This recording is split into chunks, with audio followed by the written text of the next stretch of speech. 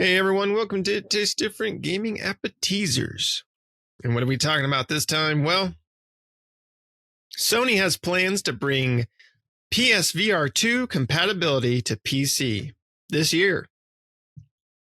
So Sony has revealed that a number of new and upcoming PlayStation VR2 games and announced plans to add PC compatibility at some point during 2024. Sony is currently testing compatibility with PC, which it said would allow PSVR2 players access to more VR games via the PC. They say we are pleased to share that we are currently testing the ability for PSVR2 players to access additional games on PC to offer even more game variety in addition to the PSVR titles available through the PlayStation 5. We hope to make this support available in 2024, so stay tuned for more updates. This is what Sony in a PlayStation blog had said. So we know that the PSVR2 virtual headset for the PlayStation 5 launched in February last year. So it's been a year. It's basically been out for a year now. And, you know, it's kind of had I would say is a lack of support on the PSVR, on the PlayStation 5. In December, Sony's interactive entertainment head of global business, Eric Limpel, called VR a bit of a challenging category right now. Although he insisted that PSVR2 sales were going well, says, I think there was a higher expectation generally for what VR can do to gaming. Sony has revealed that new PSVR2 games are coming to the headset. However, none of these are first-party titles. So we have The Wizards, Arizona Sunshine 2, DLC, I guess, Little Cities, Wanderer, Zombie Army VR, and Soul Covenant, as well as the new Metro Awakening VR game and Legendary Tales are also coming to PSVR2. So that's good. I would say that's good because I think they need all the help they can get. I think there is a lack of support for the VR on PlayStation. We've talked about VR before, and you know, when it comes to VR, I think the king of VR headsets, in my opinion, is the Quest.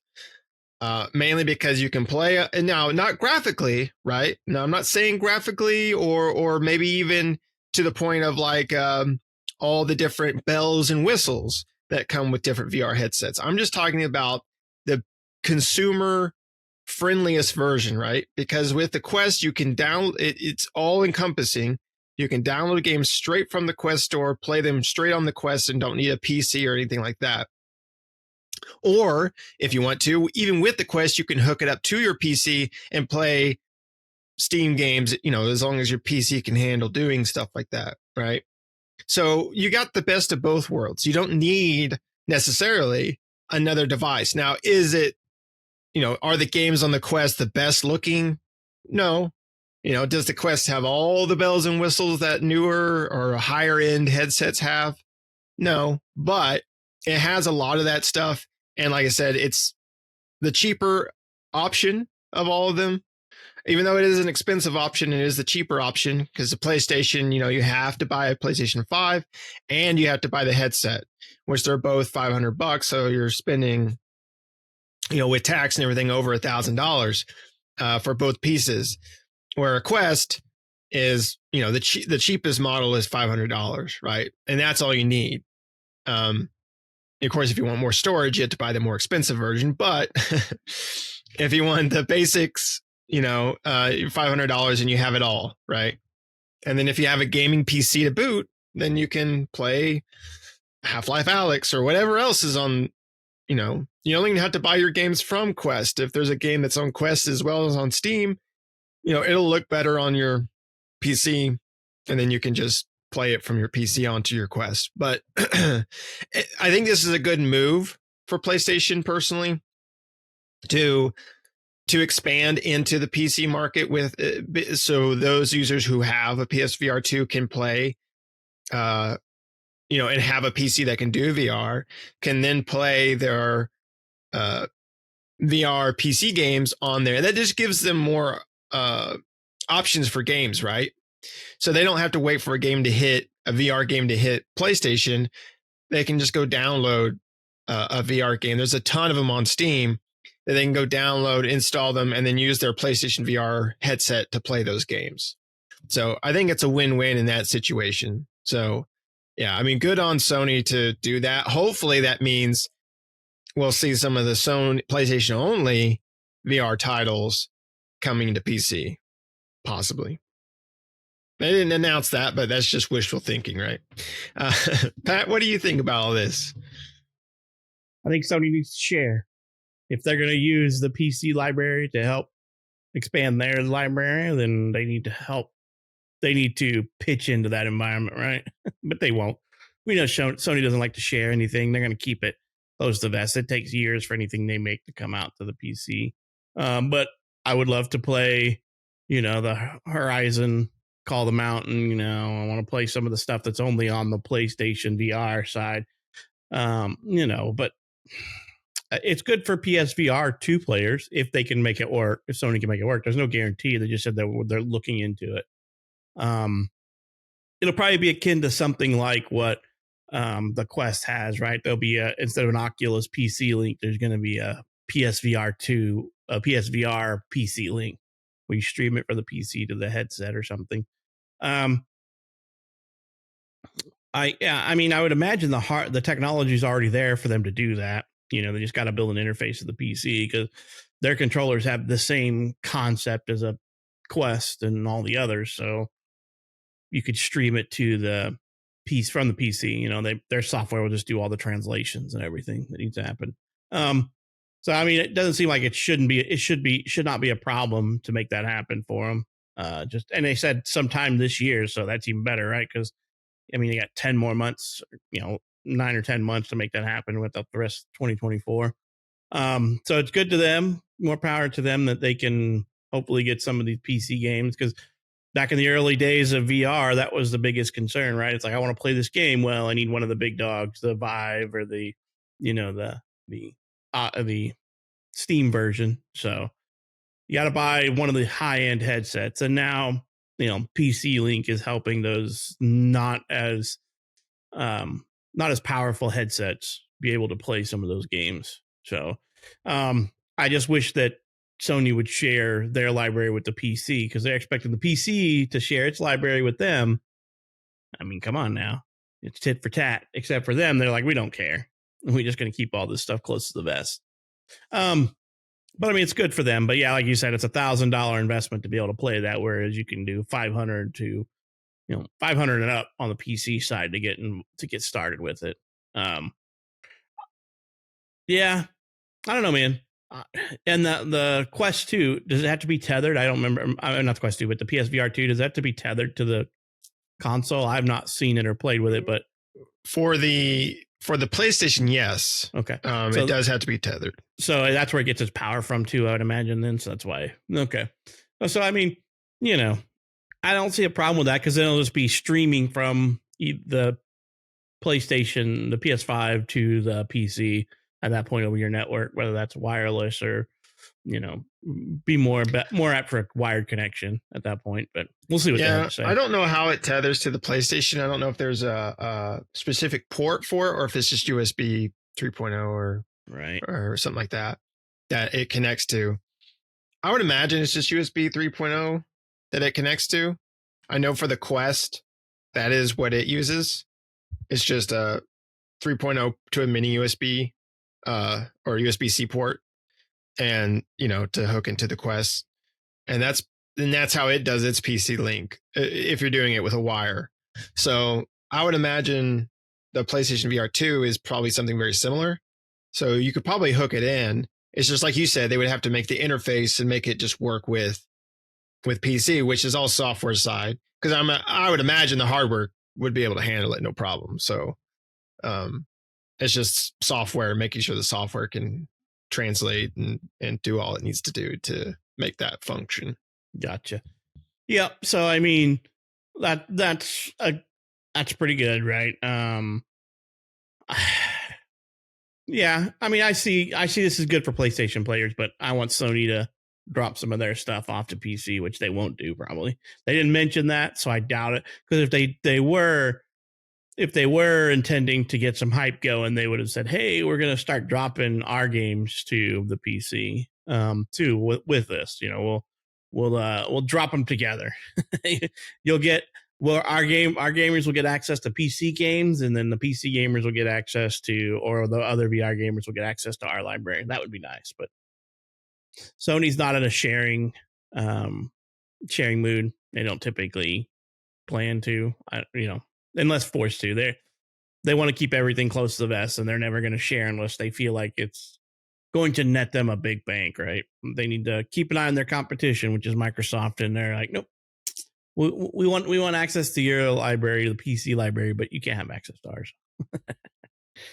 So good and bad. If you got a PSVR2, then it means that you will soon be able to play a lot of the games that you probably wanted to, that you didn't want to buy an Oculus for, a Meta Quest for, or the Vive, HTC Vive, or the Valve Index, or something like that. So that'd be cool. I mean, more people playing VR, I guess, will get it to be more popular and drive the technology to cheaper prices and better hardware. Right now the problem is that it's still a niche market, right? It's it's expensive, and then the games for it are cool and all and okay, but it's not like you're not going to play like Helldivers 2 on it. It's not going to look like that, and it's not going to act like that, and and things like that. But it would be cool if you could play something like that, but that's still a ways away. And I think we're going to get to like the surrogates pods long before we get to some VR where you just port it into a pod with a stem in your brain or something. You just directly port it right to your brain. It's like you're there in it. So right. That'd be cool. It's not quite there yet. It is cool. I mean, VR is cool. Don't get us wrong or get things twisted when we talk about VR. We do not dislike VR. It's just an expensive hobby to get into, right? Because the headsets are expensive. The games aren't, right? The games are normal price or cheaper. It's just the headsets, or the barrier for entry is hard to get into. And that's the big stigma. And VR still has a long way to go, even though it's grown quite a bit as a medium. It still has a long way to go before we're really, like Pat said, we're in our pods and we're fully immersed in there. That's what I ultimately want. But from what they have right now, it is cool stuff. I like to be able to do all the different things you can in VR. But yeah, I mean, I was looking at some PSVR2 games. Of course, you got, like I said, the Call of the Mountain. I know they have Resident Evil 4 in VR mode, and I don't think that VR mode came to PC, because I don't think that, like something like the Quest or something, you probably wouldn't be able to download and install. They have Resident Evil 4, but it's the old Resident Evil 4, right, in VR, not the new one, the remake. But I believe you can play the remake and Resident Evil 7. I know you can play that one on PSVR, but I don't think those ever came to PC, those VR modes. Not to say you probably couldn't find something, a mod or something like that online to do it, but those games would require, for some headsets, would require you to, well, for the Quest in this case, because the Quest you can play natively, for something like the Quest, you would have to hardwire it or wirelessly connect to your PC, right? It would be your PC running the game for that. Just like Alex, right? You can play Half-Life Alex on your Quest if you have a Quest or whatever, but you have to have your PC running that, doing all the processing, because the headset just can't handle what, it would probably be able to handle it. It just wouldn't look as good, right? So, yep. But it'd be cool for those things to come to PC so you could play them there. Yeah. And just think about, like, technology wise, like, everybody was harping on like the Quest Pro that came out a little over a year and a half ago, maybe close to 2 years now.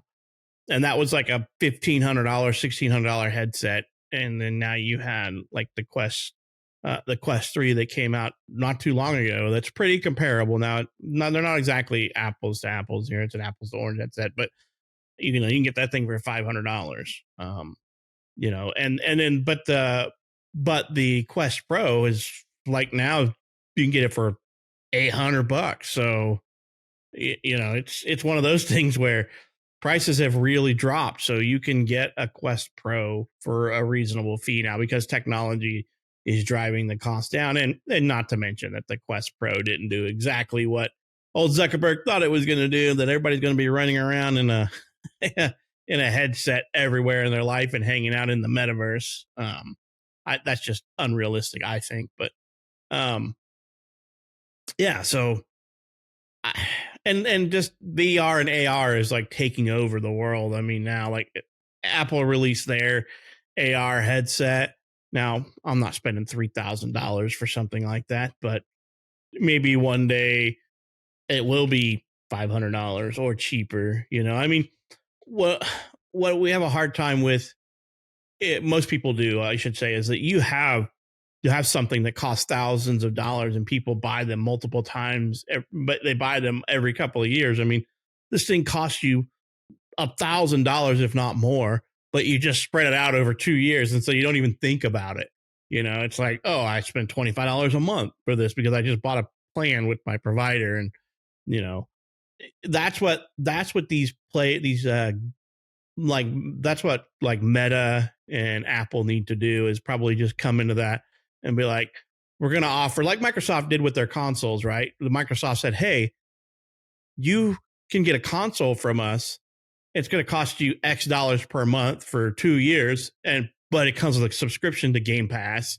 And, you know, in the long run, when you add it up, you've saved money, because if you were to pay for the subscription and the console, it would have been more than what you would have paid for the console and the subscription separately over 2 years. So it was a good deal for those who just couldn't afford to buy a console outright. And it'd be great if Apple did the same thing, because they weren't interest charged.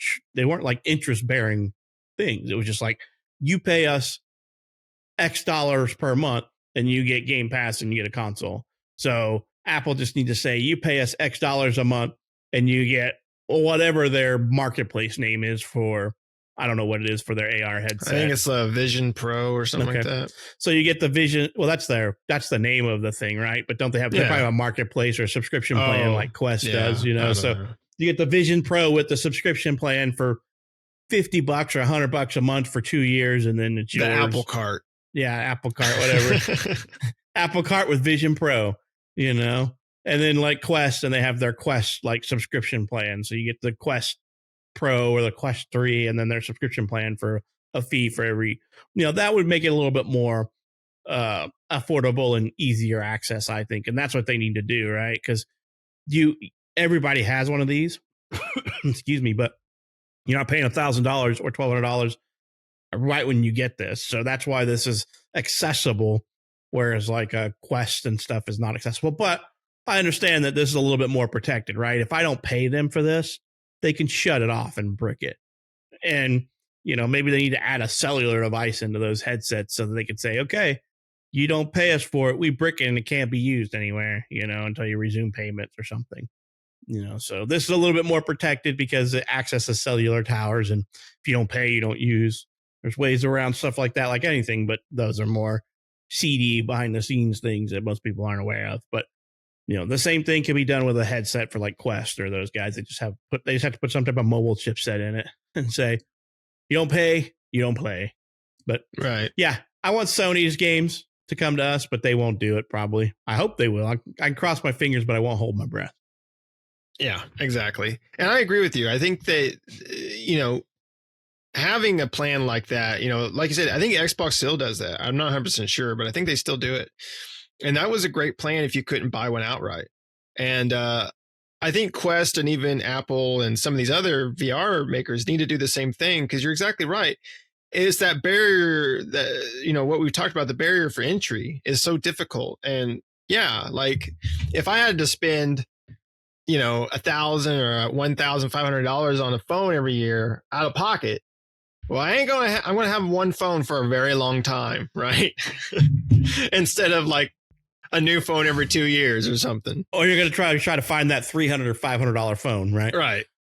Where's that flip phone at? Yeah. So Xbox still does it. They call it their all access plan, and it's $27 for 24 months for the Series S, and $37. It's $36.99 and $26.99. So we're going to say 27 and 37 for 24 months. with 0% interest. There's no interest on this for 24 months. So, and you get Game Pass Ultimate with both of them. So it's just not regular Game Pass; it's Ultimate, and you end up spending $800. And if you go with the Series X, it's $887.76 is what you end up paying. So you end up saving a little bit of money. You know, it's not a massive. You're not saving like hundreds of dollars or anything, but you do save something, right? Because if you purchase the Series X, it's $499.99, $500. If you purchase Game Pass Ultimate separately for 2 years, it's $407.75. So you spend a little over $900 separately, and like $886 or $7 or something like that if you buy them. If you buy the bundle, so you're saving like $40 or $50, something like that. 20 to 40, I think, something like that. 20 to 40. But you guess what? It didn't cost you. Like, they didn't charge you interest. That's the whole thing I'm saying is they're not like financing this. It's like a rent to own without the exorbitant price increase that rent to own places charge you, because rent to own places don't charge you interest, but they just jack the price of everything up. So, you know, I think it's you get the if you go with the Series S, you get a $60 savings. So it's $60 savings with the S and only $20 with the X. 20, but, you know, yeah. But I'm like, if you can afford to spend $25 to $50 a month on this, you could probably afford to spend 25 to or 27 to 37 on an Xbox. You know, right?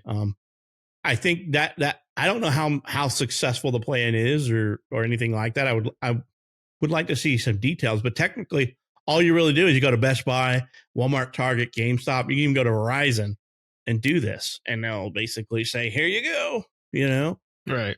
And they have control over the, you know, when the console comes on. I mean, if you ever took your console offline and stopped paying for it, you would be fine. But, you know, you really technically can't do that these days because games come out with day one patches that fix a plethora of stuff. So unless you plan on playing every game that comes out as the busted ass broken version of it, then I guess you could do that. But, you know, you can never put the console online again, or else they would just deactivate it. So don't ever let it connect to the internet.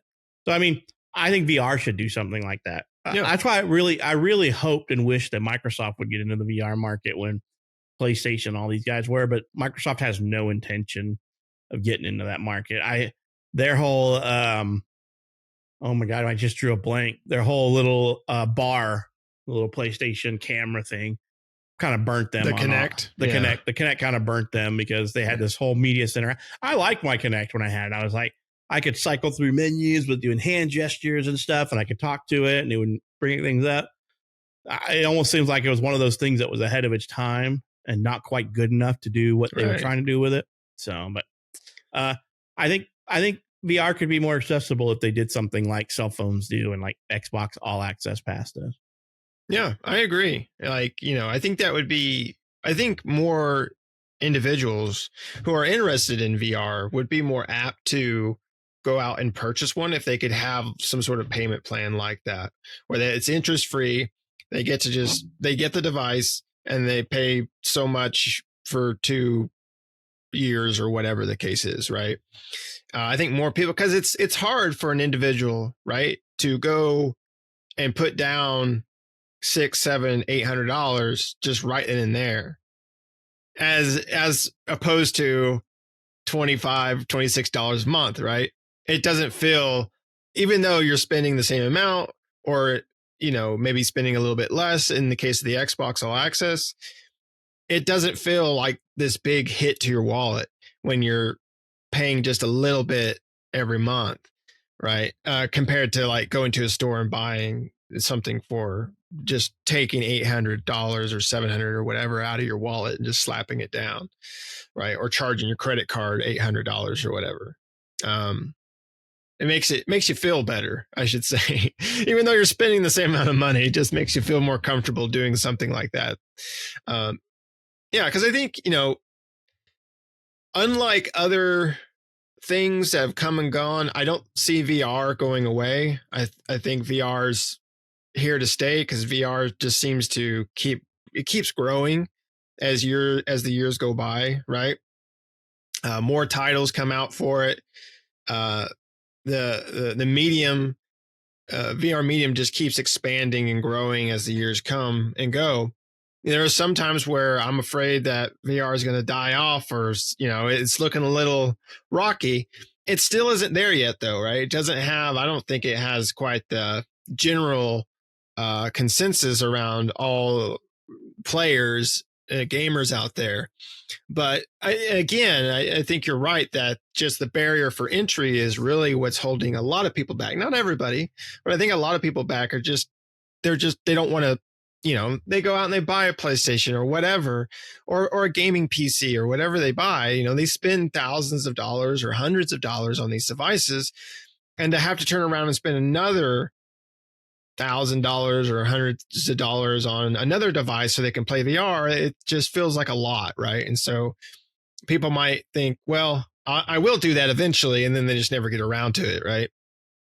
So, but anyway, going back to the PSVR, it's good. I think it's a good move for Sony to, because I don't think their PSVR2, I don't think it did as well as their PSVR did as far as sales and things like that. And not because it's not a good device. We've never tried one ourselves, but I suspect it's probably a pretty good device. Probably does VR really well. It's just, again, the price for entry, having to buy a PlayStation for $500 and then buy one of those for $500. And, and there's not a ton of titles out there compared to something like the Quest or something like the Rift or the Vive or the Index, which connects to your PC, right? Even the Quest, which can connect to your PC. All these VR headsets, regardless of which one you have, besides the PSVR 2 and the PlayStation VR one, they can all connect to, even if they have their own stores where you can buy VR games or whatever, they all connect to the PC and you can play your VR Steam games onto that device. The only one that does not is a PlayStation VR. So it makes sense for them they have to be competitive with the other VR headsets out in the market, right? And when the other VR headsets can do, they may not be the most graphically cool as the PSVR 2, right? The PSVR 2 may have a higher processing or whatever speeds in it. I don't know what chipsets and stuff it has in there comparatively to the other devices out there. But if all you can do is play the games on the PlayStation 5, you limit yourself, right? You limit that device to only one thing, whereas every other device can do multiple things. So it's just better all around it's just better all around for them. So good on them. Like I said, hopefully the games that are only for PlayStation VR come to PC. That's what we're hoping. That's fingers crossed that that's the case. So we can play some of these PSVR 2 PlayStation 5 VR games outside of the PlayStation 5. Right. So you got anything else you want to add to this? All right. Well, let us know down in the comments below. Do you have a PlayStation VR 2? And what games have you been playing? Are you excited for it to go to potentially, right? They expect it to. We don't have confirmation that it will 100%, but they're looking into it, and it looks like they're looking pretty hard into making this happen this year, which is good. Are you excited if you do have a PlayStation VR 2? Are you excited that you'll be able to play your PC games if you have a PC that's, able to play VR? Are you excited to be able to utilize your PlayStation VR 2 outside of the PlayStation? I would imagine most people are, but let us know down in the comments below what you think. Other than that, thanks for watching, everybody. Make sure to like the video. Make sure to subscribe if you're not already. Help us out. Do us a favor. Hit that subscribe button. Hit the bell notifications to stay up to date with new videos that we do all the time. And we will see you next time.